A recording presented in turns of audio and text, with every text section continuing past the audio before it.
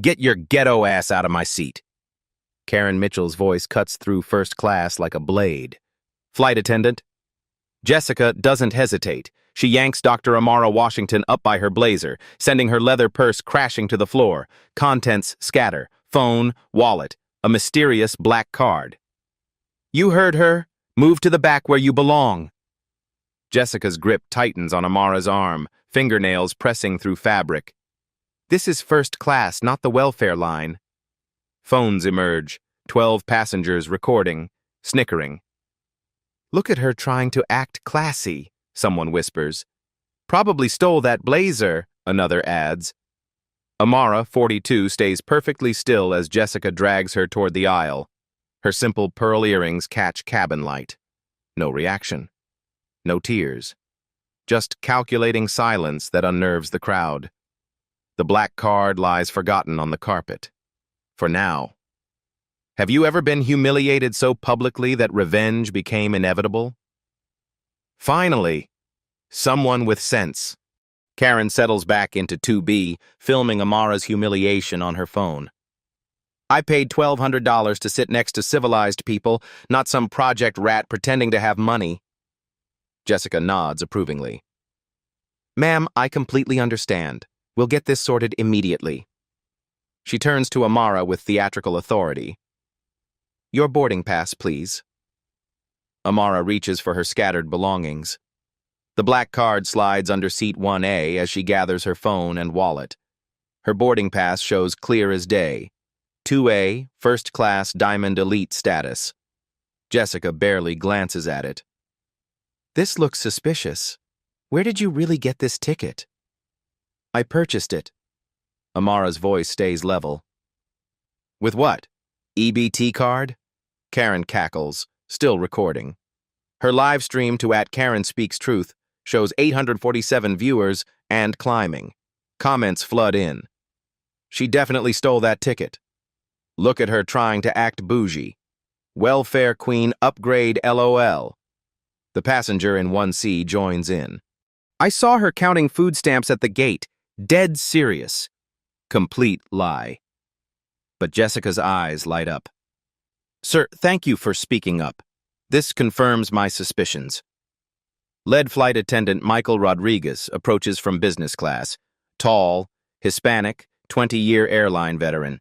He's seen this movie before. What's the situation, Jessica? This passenger is refusing to move to her assigned seat in economy. Her ticket looks fraudulent. Jessica holds up Amara's legitimate boarding pass as evidence in court. Michael examines it carefully. The barcode scans properly on his device. First class, Diamond Elite. Paid in full 48 hours ago. But Karen's still filming. The cabin's watching. Jessica's already committed to her narrative. The ticket system sometimes glitches, Michael says reluctantly. Ma'am, would you mind taking seat 31F in economy? We'll ensure you're comfortable. Amara looks at him directly. Something in her gaze makes him shift uncomfortably. I'll stay in my assigned seat, thank you. Look at this attitude, Karen broadcasts to her growing audience, 200 viewers now. This is exactly what's wrong with society. Give them handouts and they think they deserve everything. The businessman in 1A, initially uncomfortable, now nods along. Social pressure is a powerful drug. I'm calling security, Jessica announces, reaching for the aircraft phone. We're at 35,000 feet, Amara observes quietly. They'll be waiting when we land in New York. You're getting arrested for ticket fraud and causing a disturbance. The threat hangs in recycled air. Passengers in business class crane their necks. Word spreads through cabin whispers. Economy passengers start standing, trying to see the drama. @KarenSpeaksTruth hits 2,100 viewers. The comments grow more vicious. She's probably got warrants anyway. Security gonna drag her out. Typical behavior from those people. A teenage girl in 3B looks uncomfortable. Her mother pulls her closer, whispering, See? This is why we work hard for what we have. Even the children are learning. Amara's phone buzzes. Text message. Board meeting pushed to 3 p.m., waiting for your arrival. The sender. Delta Corporate Emergency Line. She silences it without reading on screen. But Jessica notices the brief glow. Phone's probably stolen too, Jessica mutters, loud enough for nearby passengers to hear. The captain's voice crackles over the intercom. Ladies and gentlemen, we're beginning our descent into LaGuardia. Flight attendants, please prepare the cabin. Perfect timing, Karen addresses her live stream. Y'all about to see some justice when we land. Security's gonna drag Miss Food Stamps right off this plane. The comments explode with laughing, crying emojis and American flag reactions. But something's changed in Amara's posture. She's no longer gathering belongings. Instead, she's sitting back in 2A with the calm of someone who's made a decision. Her fingers hover over her phone's emergency contact list. 3 numbers she's never had to use before. Delta CEO, Direct. LaGuardia Operations Chief. Legal Crisis Management. Jessica mistakes her stillness for defeat. Smart choice. Maybe you learned something today about staying in your lane.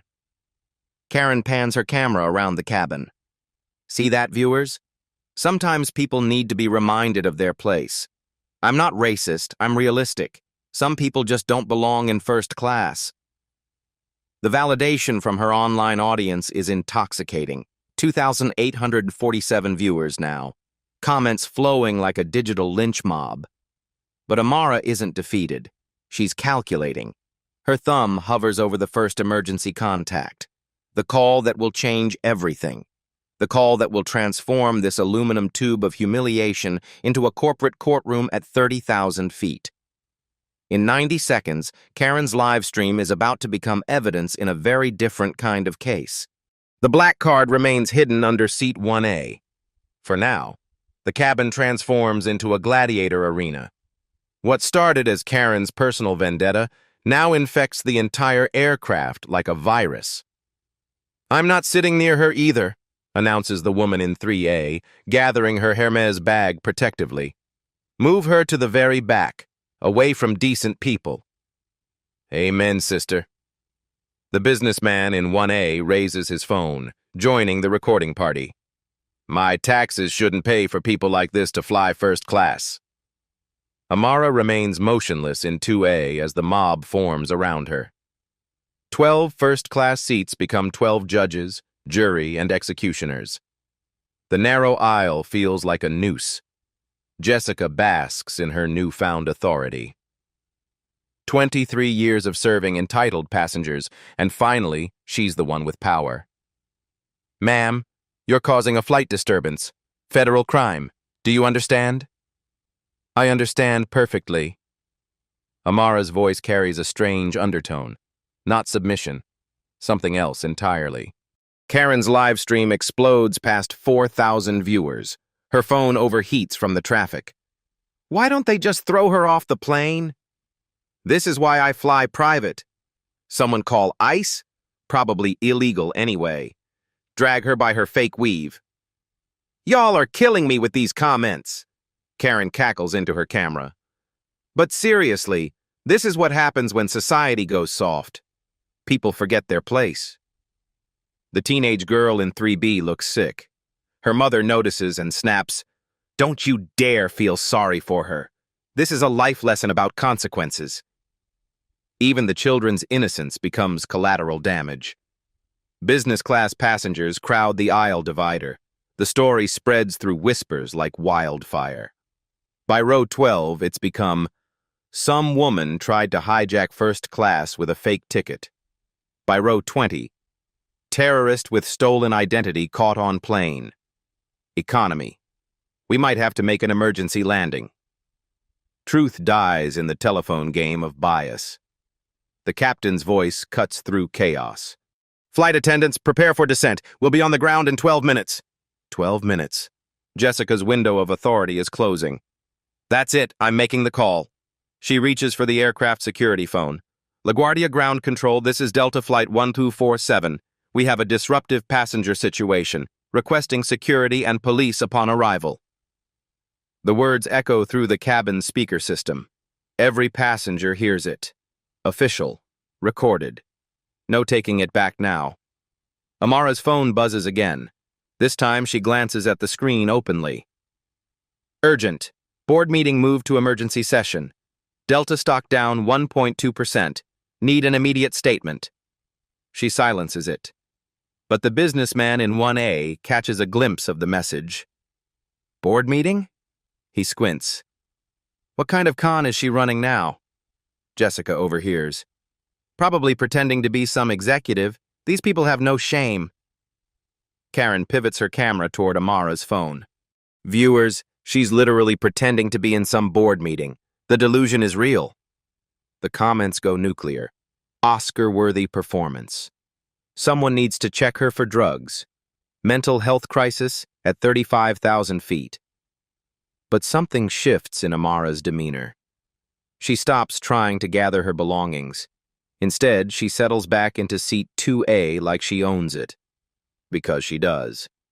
Her thumb scrolls through her emergency contacts. 3 numbers that have never been dialed from this altitude. Delta CEO Personal, Richard Carter. LaGuardia Operations Director, Sarah Walsh. Corporate Legal Crisis Team. The irony isn't lost on her. They're about to land at an airport where she sits on the board of directors. They're flying an airline where she controls 23% of the voting shares. But nobody knows that yet. Look at her sitting there like she belongs, Karen narrates to 5,200 viewers. The audacity is unbelievable. This is what participation trophies create, people. Entitlement without accomplishment. The validation from her audience is cocaine-pure dopamine. She's gone viral. Her follower count jumps from 2,000 to 8,000 in real time. Fame built on someone else's humiliation.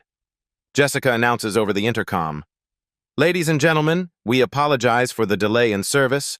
We're dealing with a passenger situation that will be resolved upon landing." The cabin erupts in supportive applause. Amara sits in the center of it like a bullseye. "Finally, someone is taking action," shouts a voice from the economy. "Thank you for keeping us safe," yells another. They're not just tolerating the discrimination, they're celebrating it. The captain's voice returns. "Flight attendants, final approach. 8 minutes to landing. 8 minutes until Karen's live stream becomes evidence. 8 minutes until Jessica's career ends. 8 minutes until this aluminum tube of hatred lands in Amara's jurisdiction." The black card still lies hidden under seat 1A. But Amara doesn't need it anymore. She has something more powerful now.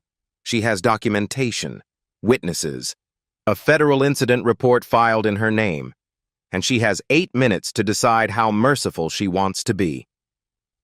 Her finger hovers over Delta CEO Personal, Richard Carter, who owes his job to her company's board vote 3 years ago, who calls her Dr. Washington in private meetings, who has no idea she's currently being dragged through cabin dirt by his own employees. The irony tastes like bitter champagne. "Ma'am," Jessica looms over her with newfound confidence, "when we land, you'll be escorted off this aircraft in handcuffs. I hope it was worth it." Amara looks up at her. Really look at her. Jessica mistakes eye contact for fear. It's not fear. It's calculation.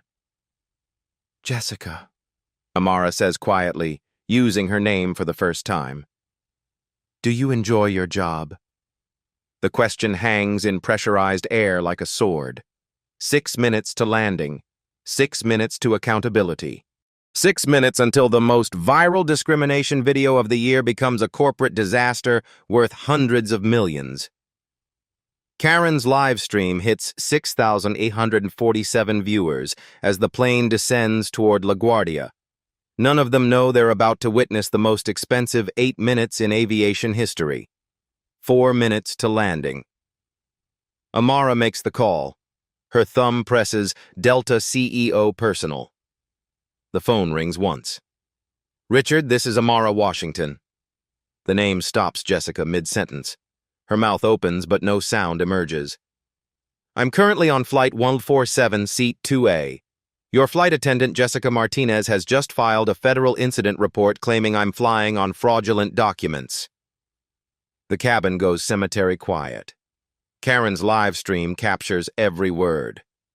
Yes, that Amara Washington, Washington Holdings, your largest shareholder. Jessica's face drains of color like someone pulled a plug.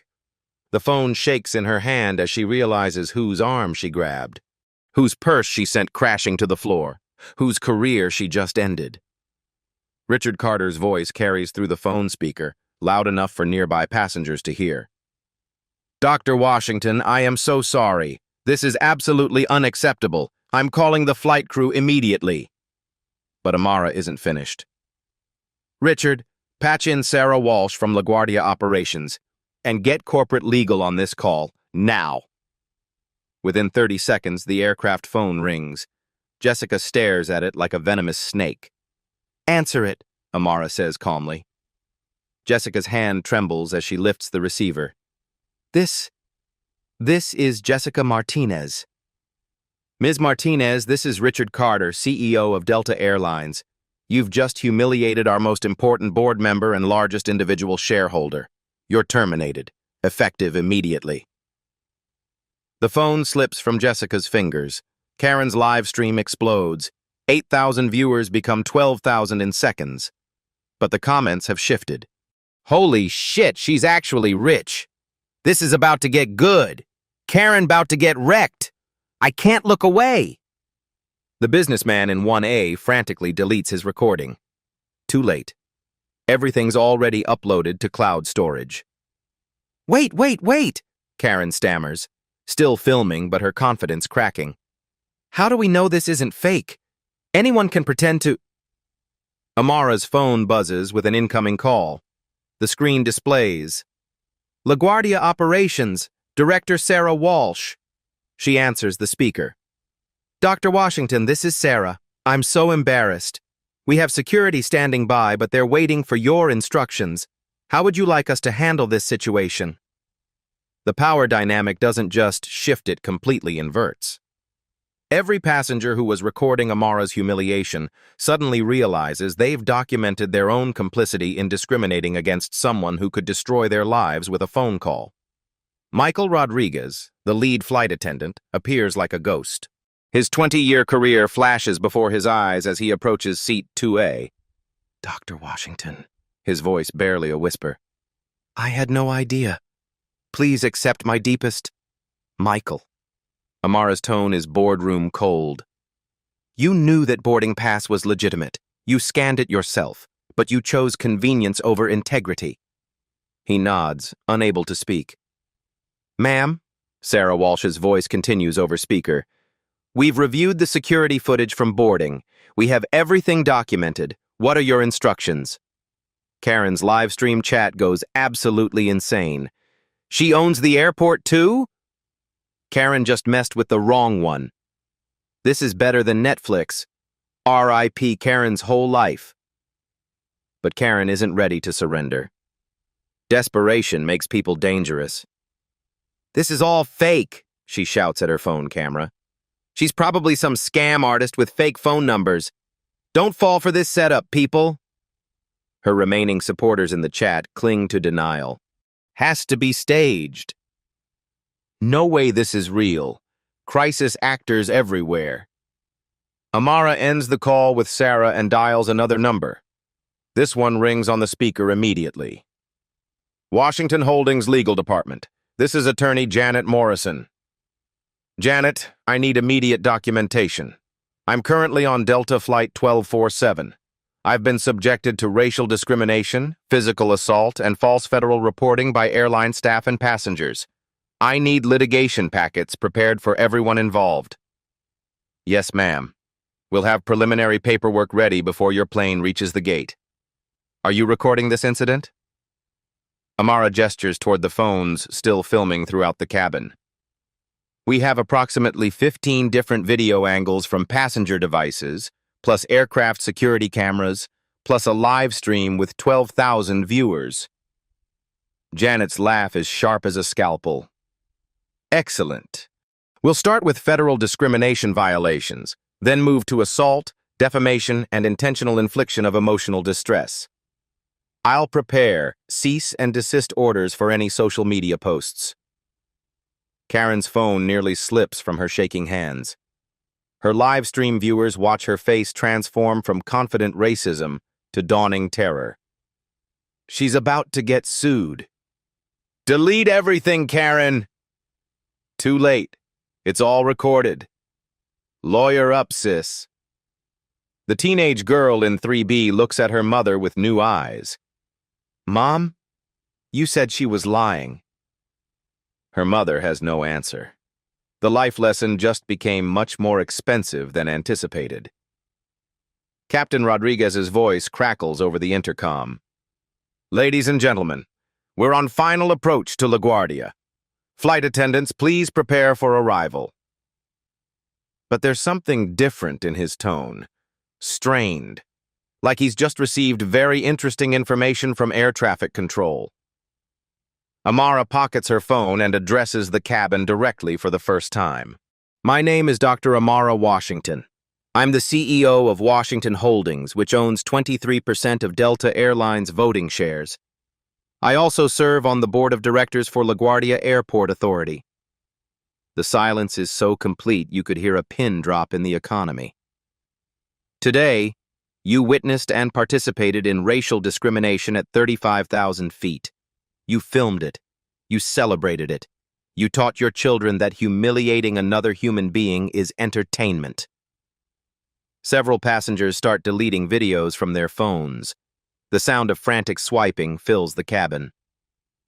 But here's what you didn't know, Amara continues, her voice carrying the authority that comes from controlling billions in assets. Every single one of those recordings is evidence. Every social media post is documentation. Every comment is admissible in federal court. Karen's live stream viewer count hits 15,000. But she's no longer celebrating. She's watching her life implode in real time. The aircraft we're currently flying, Amara announces, is owned by Washington Aviation Leasing, my subsidiary. You've been discriminating against me inside my own airplane. The irony lands like a sledgehammer. Jessica collapses into a jump seat, fired and facing federal charges. Karen's phone trembles as she realizes her viral moment just became a legal nightmare. The businessman in 1A mentally calculates how much his mortgage costs versus fighting a discrimination lawsuit. 2 minutes to landing. 2 minutes until this aluminum tube of hatred touches down in Amara's jurisdiction, surrounded by her security, covered by her lawyers. The black card finally slides out from under seat 1A as the plane descends. American Express Centurion. Invitation only. $500,000 spending limit. Karen sees it and makes one final desperate play. That card's probably stolen too. Amara picks it up, examines it calmly, then looks directly into Karen's live stream camera. Karen Mitchell of Atlanta, Georgia. You've just accused me of credit card fraud on a live stream with 15,000 witnesses. Janet? The lawyer's voice comes through crystal clear. Added to the lawsuit, Dr. Washington. The plane's wheels touch the LaGuardia runway.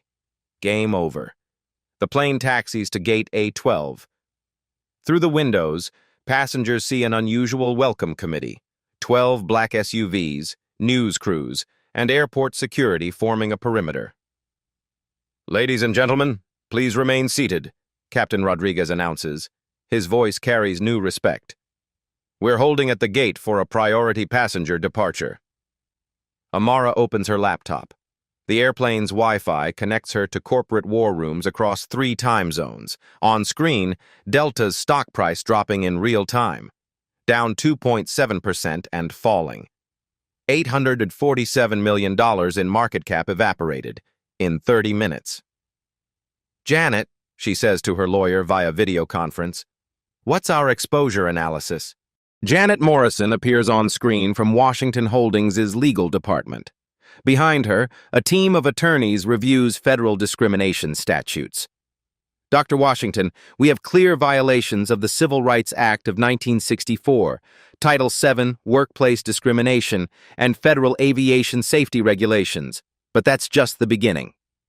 She pulls up financial projections on multiple screens. Delta Airlines, annual revenue $58.4 billion. Washington Holdings owns 23% voting shares, valued at $3.2 billion. Our leasing contracts with Delta total $847 million annually across 127 aircraft. The numbers hit the cabin like a financial hurricane. LaGuardia Airport Authority. We lease concession space worth $145 million yearly. You serve on their board. Your vote controls their next $2.8 billion runway expansion project. Additionally, Janet continues, your foundation holds $890 million in American Airlines stock, $1.2 billion in United Holdings, and controlling interests in 14 regional carriers. Your word could trigger industry-wide boycotts worth $12.7 billion annually. Karen's live stream audience watches her realize she didn't just insult a CEO, she declared war on a financial empire that controls much of American aviation. Comments flood in. She's about to lose everything. This is what generational wealth looks like. Karen picked the wrong billionaire. She owns the whole industry. This is better than any movie. Richard Carter's voice crackles through the airplane's communication system. Dr. Washington, I have emergency board members standing by. What are your demands? Amara's response is surgical in its precision. Demand 1. Immediate termination of Jessica Martinez and Michael Rodriguez. Full pension forfeiture. Industry-wide blacklisting through Airline Association databases. Additionally, termination of every employee who participated in or encouraged this discrimination. She gestures toward the passengers who joined the assault. Your gate agents who ignored my Diamond Elite status, your ground crew who allowed this boarding chaos, your customer service representatives who failed to intervene when contacted. Clean house, Richard. Jessica sobs in her jump seat. 23 years of service evaporated because she couldn't see past skin color to check a boarding pass. Demand 2. Mandatory unconscious bias training for all 95,000 Delta employees. Budget allocation, $47 million over 18 months. Third-party oversight by diversity consultants of my choosing. Harvard Business School will design the curriculum. Failure to complete training results in immediate termination. The business calculus is brutal. Discrimination just became Delta's most expensive training program in company history. Furthermore, Amara continues, quarterly bias audits for all customer-facing roles, anonymous passenger feedback systems, discrimination complaint response time, under 2 hours, not 2 weeks. Demand 3, installation of equal sky reporting system on all 900-plus aircraft. Passengers report discrimination directly to corporate via seatback screens. Response time guarantee, under 4 minutes. AI monitoring of all cabin interactions through existing security cameras. Richard's voice wavers. Dr. Washington, those modifications alone would cost $127 million across the fleet, Amara interrupts. I've already run the numbers. Consider it an investment in not losing your largest shareholder. She opens another laptop screen. Live feed from Washington Holdings boardroom, where 12 executives sit around a mahogany table worth more than most people's houses. Gentlemen, she addresses them, I'm calling an emergency vote on Contract Amendment 847 Delta. All in favor of immediate cancellation of our $847 million annual leasing agreement? 11 hands raise instantly. Only one abstention, hers. Motion carries. Janet, please draft termination papers effective in 72 hours unless compliance with my demands is documented. The threat lands like a nuclear bomb. Delta without Washington Holdings aircraft leasing would ground 127 planes, 20% of their domestic fleet. But Amara isn't finished escalating. Marcus, she calls to her PR director, initiate Protocol 7. Marcus Thompson's face goes pale. Dr. Washington, are you certain? Protocol 7 is... Complete industry coordination. Contact the CEOs of American, United, Southwest, and JetBlue. Inform them that any airline hiring discriminatory Delta employees will lose Washington Holdings partnerships. The cabin collectively gasps. She just weaponized the entire industry against discrimination. Additionally, contact our friends at Boeing and Airbus. Any manufacturer selling aircraft to airlines with documented discrimination problems will face lease cancellations across our portfolio. Karen's phone shows 21,000 viewers now. Her comment section has become a real-time business school case study. This is how corporate power actually works. She just moved billions like it's chess pieces. Karen cost Delta almost $1 billion. This woman controls the whole industry. I'm scared and I'm just watching. Sarah Walsh from LaGuardia Operations patches in. Dr. Washington, we have CNN, Fox Business, Bloomberg, and BBC requesting statements. The White House Transportation Office is also asking for comment. Full transparency, Sarah. Release the cabin footage to all networks. Let America see what discrimination looks like at 35,000 feet. Schedule press conference for 6 p.m. I want prime-time coverage. The cabin collectively gasps. Their humiliation of Amara will be broadcast nationally within hours. The businessman in 1A realizes his company does $12 million in business with Washington Holdings annually. His mortgage suddenly feels very expensive. His children's college funds flash before his eyes. Dr. Washington, Richard Carter tries to negotiate. Perhaps we could handle this internally? Quiet settlement? Sealed records? Her laugh is sharp enough to cut glass. Richard, you misunderstand. This isn't about money. This is about systematic change. Karen's live stream has 21,000 viewers watching discrimination happen in real time. We're going to show them what accountability looks like, too. She opens a third screen. Stock market feeds from major airlines. Look at your competitors, Richard. American Airlines up 3.2% on news of our potential divestiture from Delta. United up 2.8%. Southwest up 4.1%. They're celebrating your mistake. The competitive implications hit like a sledgehammer.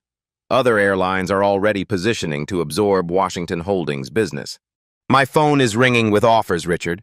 American's CEO wants to personally guarantee bias-free travel. United's board is drafting discrimination-proof policies. Southwest is promising dedicated executive liaison services. She holds up her buzzing phone, showing 14 missed calls from airline executives.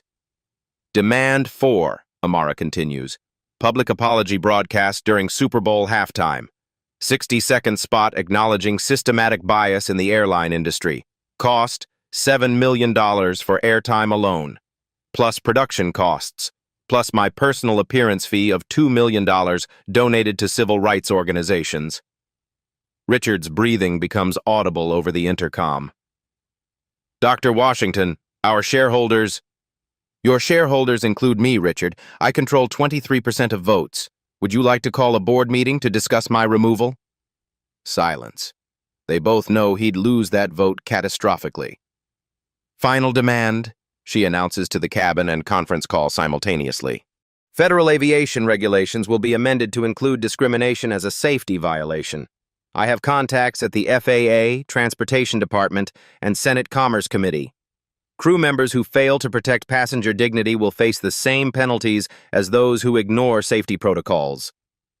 The regulatory implications stagger everyone. Discrimination just became equivalent to ignoring smoke in the cabin or failed equipment checks. Timeline for compliance: 72 hours. After that, Washington Holdings terminates all Delta contracts, divests all shareholdings, files a federal discrimination lawsuit seeking $2.4 billion in damages, and triggers industry-wide boycotts affecting $12.7 billion in annual revenue. She closes her laptop with surgical precision, but keeps one screen open, showing the real-time financial carnage her ultimatum is causing. Delta stock, down 4.1% and falling. Competitor stocks, rising as investors anticipate Washington Holdings switching partners. Washington Holdings, up 2.3% as markets applaud her decisive action. The corporate showdown is complete, but the financial earthquake is just beginning. 6 months later, the transformation is complete. Flight attendant Sarah Carter adjusts her new badge, Diversity and Inclusion Certified Class of 2025, as she greets passengers boarding Delta Flight 1247. The same route, the same aircraft, but everything else has changed. "Welcome aboard, Dr. Washington," she says with genuine warmth. "Your usual seat in 2A is ready." Amara nods, settling into the seat where her nightmare began. The Black Centurion card that once scattered across this floor now pays for scholarships at Tuskegee University's aviation program. 75 future pilots, flight attendants, and aerospace engineers who will never face what she faced. The seatback screen displays the new Equal Sky interface. A simple button. Report bias. Direct line to corporate. Response guaranteed in 3 minutes, 57 seconds average. It works. In 6 months, discrimination complaints dropped 89% across all airlines, not because bias disappeared, but because accountability arrived. The numbers tell the story of systematic transformation. 95,000 Delta employees completed bias training, 100% compliance rate. 2,847 aircraft equipped with Equal Sky reporting systems, $127 million invested in cabin monitoring technology. 847 discrimination complaints resolved with average $15,000 compensation. 0 repeat offenders among certified crew members. But statistics only capture part of the revolution. Jessica Martinez sits in her studio apartment in Riverside, California. Her airline career ended the moment she grabbed Amara's shoulder. Blacklisted industry-wide. Her pension gone. Her reputation destroyed. Her middle-class life evaporated in 30 viral minutes. But something unexpected happened during her court-mandated bias counseling. "I was raised to fear people who looked different from me," she tells the camera, recording her testimony for Delta's new training program. "My grandmother would cross the street when she saw black people walking toward her. My parents whispered warnings about those neighborhoods. I inherited their prejudices without questioning them." Her voice breaks slightly. "I let that fear turn me into someone I don't recognize. Someone who saw a successful black woman and automatically assumed she didn't belong. Someone who physically assaulted a passenger because I couldn't process that my assumptions were wrong." The video plays on screens throughout Delta's training centers, American Airlines headquarters, and United's crew facilities. Jessica now works at a community center in South Los Angeles, teaching English to immigrants, minimum wage, maximum humility. She requested the assignment. "Dr. Washington saved my life by destroying it. Because the person I was on that plane? That wasn't living. That was just surviving on hate and ignorance." Her transformation includes tangible commitments: 20 hours weekly volunteering at Immigrant Services Center, monthly bias, counseling sessions, self-funded, $200 month, speaking engagements at airline training programs, unpaid, mentoring other employees facing discrimination allegations, rebuilding her life without the toxic assumptions that defined her career. "Some people need to fall completely before they can learn to stand with dignity," she explains to her bias counseling group. "I was one of those people. But falling isn't the end. It's the foundation for becoming better." Karen Mitchell's transformation took a different, more public path. Her viral infamy cost her everything: $180,000 a year tech job, her Buckhead condo, her BMW lease, her social circle, her dating life. The lawsuit settlements drained her savings. But losing everything also freed her from the pressure to maintain appearances she couldn't afford. She lives now in a modest apartment in East Atlanta, working customer service for a small airline one that hired her specifically because of her story. Her manager, ironically, is a black woman who saw potential for redemption in Karen's very public fall from grace. "Ma'am, I understand your frustration," she tells an angry passenger on the phone. Her voice carries patience learned through public humiliation. Let me personally make sure you're taken care of. The passenger's complaint, feeling discriminated against by gate agents because of her hijab. Karen's response isn't a corporate script. It's a personal understanding of how bias feels when you're on the receiving end of assumption and judgment. I can have a supervisor meet you at the gate within 5 minutes, or I can personally handle this situation and ensure you receive the respect you deserve. Which would make you more comfortable? The irony isn't lost on her. The woman who once live-streamed discrimination now spends her days preventing it, earning $18 an hour instead of the 6-figure salary her prejudice cost her. I was Karen from the viral video, she tells new employees during bias training sessions. Yes, that Karen, the one who called a CEO ghetto trash on livestream. And I'm here to tell you that the person you become when you let prejudice drive your actions, that's not who you really are. But it might be who you become if you don't examine your assumptions. Her apartment walls hold printouts of comments from her viral moment. Not the hateful ones that initially supported her discrimination, but the ones that condemned it. Daily reminders of the person she refuses to be again. The comments she keeps visible. This is why we need bias training. How can someone be so cruel to another human? I hope she learns from this public humbling. Change starts with admitting you were wrong. Karen now speaks monthly at diversity conferences, sharing her transformation story. She donates her $500 speaking fees to civil rights organizations. I lost everything because I couldn't see a black woman's humanity, she tells audiences. But I gained something more valuable, the ability to see myself clearly and choose to be better. The businessman from Seat 1A, Robert Carter, faced a different but equally devastating reckoning. His company's $12 million contract with Washington Holdings survived, but barely. The video of him filming Amara's humiliation and nodding along with discrimination cost him his VP position and $80,000 in annual salary. Demoted to senior analyst, he now leads his company's new diversity initiatives, unpaid additional responsibilities that consume 20 hours weekly. I was a bystander to discrimination, he tells the corporate sensitivity training he's required to attend monthly. I didn't speak up because it was easier to film than to take a stand. I prioritized viral content over human dignity. That cowardice cost me my career trajectory and my self-respect. His teenage daughter won't speak to him in 6 months.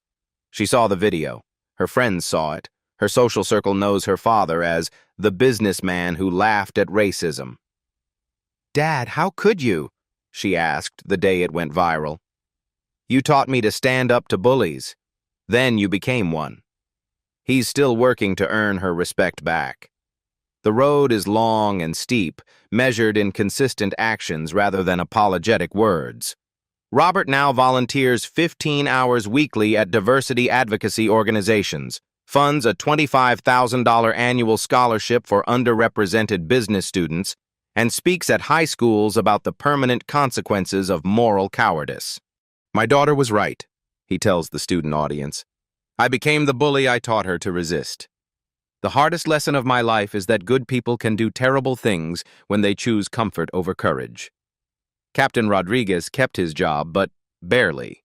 The investigation revealed he knew about the cabin situation but chose not to intervene, prioritizing schedule adherence over passenger protection. His punishment: mandatory bias training, diversity mentorship requirements, and reduced flight schedules.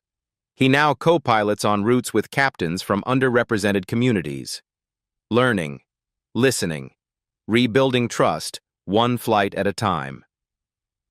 I failed as a leader that day, he admits in his performance review. I prioritized avoiding conflict over protecting passenger dignity. That's not leadership, that's cowardice with authority. His salary was reduced 15% for 1 year, with the difference donated to bias prevention programs. He accepted the punishment without appeal. The systemic changes ripple far beyond individual consequences. Delta's stock price recovered within 3 months, rising 12% above its pre-incident level. The market rewarded their swift response to discrimination with increased investor confidence.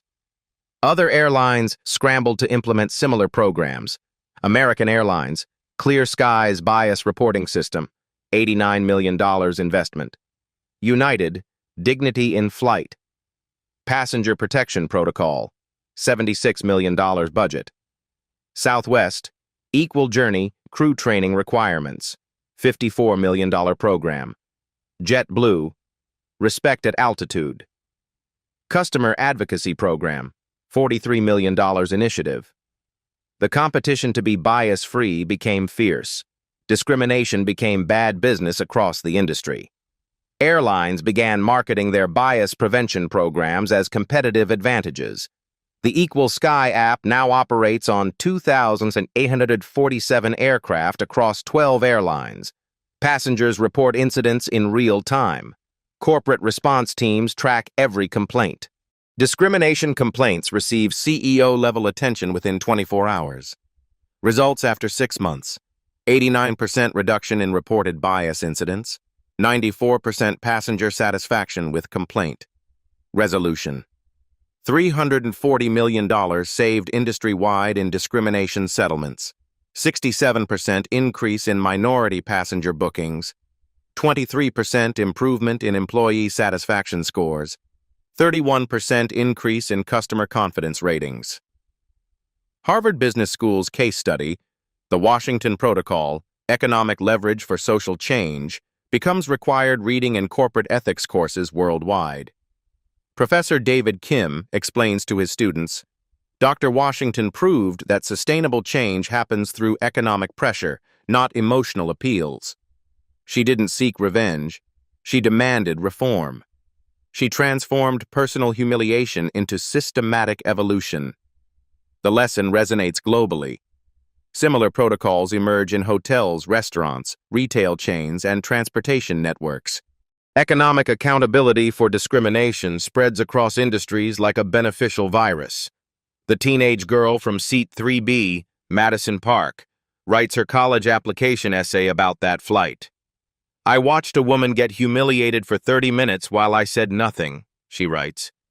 Then I watched her transform that humiliation into industry-wide change. She taught me that silence in the face of injustice makes you complicit, but action in the aftermath of witnessing injustice can create lasting change. Madison now volunteers with civil rights organizations, leads her school's diversity club, and plans to major in civil rights law. The flight that showed her humanity's worst also inspired its best response. Her essay gets her into Yale Law School with a full scholarship. The admissions committee calls it the most powerful testament to moral awakening and social responsibility we've read. As Amara's current flight prepares for takeoff, she reflects on the transformation. 6 months ago, this same seat was a place of humiliation. Today, it's a symbol of systematic change. The market for dignity, it turns out, is remarkably profitable. 2 years later, Amara Washington stood before the United Nations Human Rights Council in Geneva. The same calm presence that weathered humiliation at 35,000 feet now addresses world leaders about economic accountability for discrimination. Systematic change doesn't happen through anger, she tells the Assembly. It happens through strategic pressure applied at the right leverage points. When discrimination becomes expensive, it becomes extinct. The Washington Protocol, her framework for using economic influence to combat bias, has spread beyond aviation into hospitality, healthcare, education, and retail. 12 countries have adopted variations of her model. The numbers tell the story of global transformation. 847 companies worldwide implementing bias accountability systems, $2.4 billion invested in discrimination prevention programs. 67% reduction in reported workplace bias incidents internationally, 45,000 jobs created in diversity and inclusion consulting. But the real measurement isn't in statistics, it's in stories. Today, a young Somali woman boards a flight in Minneapolis wearing her hijab with confidence, knowing that crew members are trained to see her dignity, not their assumptions. A Latino businessman presents his first-class boarding pass in Phoenix without bracing for suspicious looks or requests for additional identification. A transgender passenger uses their chosen name on their ticket in Atlanta, welcomed by staff who understand that respect isn't negotiable. These ordinary moments of dignity, previously fragile and uncertain, now feel as natural as breathing. The ripple effects extend far beyond transportation. Hotels now train staff to recognize unconscious bias in room assignments and customer service. The Marriott Corporation credits its Dignity First program with increasing customer satisfaction scores 34% among minority guests. Restaurants implement equal service protocols after realizing that discriminatory seating and service patterns were costing them millions in lost revenue and negative reviews. Retail chains discover that bias prevention training doesn't just improve customer relations, it increases sales. When customers feel respected, they spend more money and return more frequently. The business case for equality becomes undeniable. Amara's phone still contains that saved text from Karen. 1 year sobriety from hate addiction. Karen sent an update last month. 2 years clean, helping others recognize their own biases. Thank you for saving my soul by breaking my pride. Redemption, Amara learned, is a long-term investment that pays dividends in ways money can't measure. Jessica Martinez now directs bias prevention training for 3 major airlines. Her transformation from perpetrator to educator creates credibility that purely academic trainers can't match. I speak from the depths of my own shame, she tells new flight attendants. I know what it feels like to let prejudice control your actions. I also know what it takes to change. Her program achieves 94% completion rates, the highest in the industry. Robert Carter's daughter finally speaks to him again. The breakthrough came when she saw him volunteering at a civil rights fundraiser, not for publicity, but because consistent action had become his character. "Dad," she said, "you're not the same person from that video anymore." The conversation that followed lasted 4 hours. Father and daughter both changed by witnessing systematic transformation. Captain Rodriguez now trains other pilots on recognizing and interrupting bias. His motto, leadership means protecting dignity, especially when it's inconvenient. The aircraft N845MH still flies the same route. The plaque reading, "Dignity in Flight Begins Here," has become a pilgrimage site for civil rights advocates. Passengers request seat 2A specifically to honor the moment when humiliation became transformation. The teenage girl, Madison Park, graduates Yale Law School next month. Her thesis, Economic Leverage as a Tool for Social Justice, the Washington Model. She'll join the ACLU's Transportation Discrimination Unit.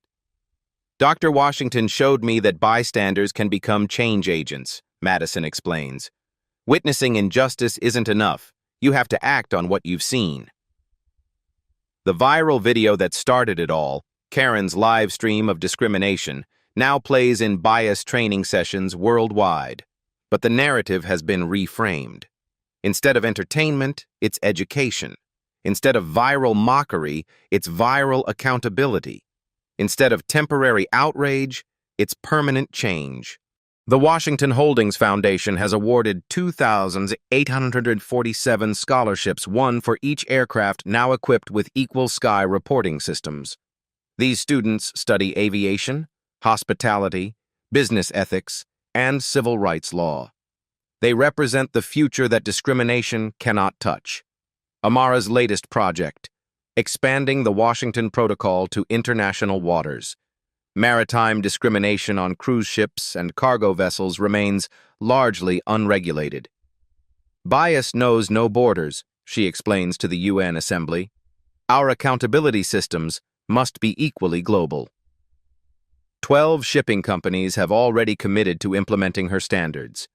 The International Maritime Organization is drafting regulations based on her recommendations.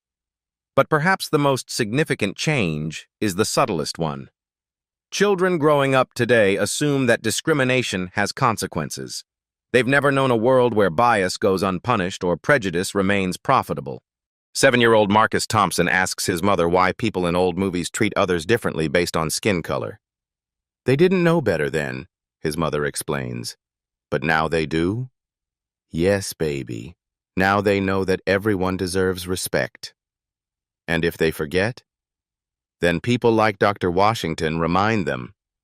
This conversation happens in thousands of homes, creating a generation that views equality as the natural order, not an ongoing struggle. The economic incentive structure has fundamentally shifted. Companies compete to be bias-free because discrimination has become a liability that shareholders won't tolerate. Bias is bad for business. Respect is profitable. This is how systematic change happens, not through individual hearts and minds, but through institutional structures that make the right choice also the smart choice. Your turn to act. Share your own experiences with travel discrimination in the comments below. Whether on planes, trains, buses, or in hotels, your story could spark the next wave of systematic change. If this transformation inspired you, subscribe to Black Voices Uncut for more stories of quiet courage changing entire systems. And remember, the next time you witness discrimination, you have a choice. Stay silent and stay complicit, or speak up and become part of the solution.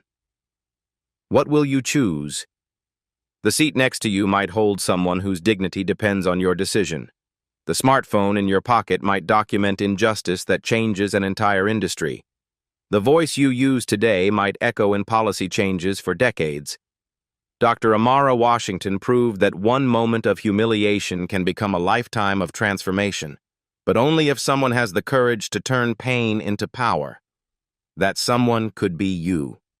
Reality isn't always easy to hear, but that's exactly why we tell it. At Black Voices Uncut, we go beyond the surface, showing what others won't. If you value unfiltered truth, hit like, comment your perspective, and subscribe. Every voice matters, and every truth deserves to be heard.